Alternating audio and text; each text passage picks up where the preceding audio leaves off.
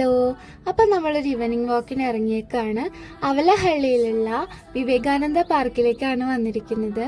ഈ ഒരു pebble stone വിരിച്ച വഴി കൂടെ ഞാൻ ചെരുപ്പില്ലാതെ കുറച്ച് നേരമൊക്കെ ഒന്ന് നടന്നു നോക്കിയിട്ടോ. ഇവിടെ എന്തോരം ആളുകളാണെന്നറിയോ.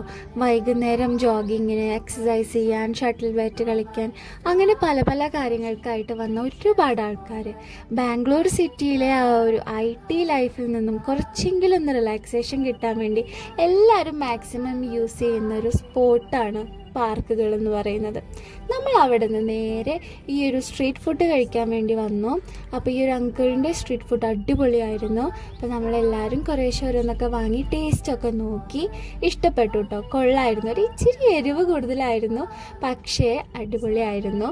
അപ്പോൾ അത് കഴിഞ്ഞ് നേരെ നമ്മൾ അക്ഷരത്തിലേക്ക് തിരിച്ചു വന്നു. അപ്പോൾ അവിടുത്തെ ഫുഡ് വേസ്റ്റ് ചെയ്യാൻ പറ്റില്ല, അതുകൊണ്ട് തന്നെ അവിടെ ഇഡലിയും വടയൊക്കെ ആയിരുന്നു. അപ്പോൾ അതും കഴിച്ചു. അപ്പോൾ ഇന്നത്തെ ഇത്രയേ ഉള്ളൂ.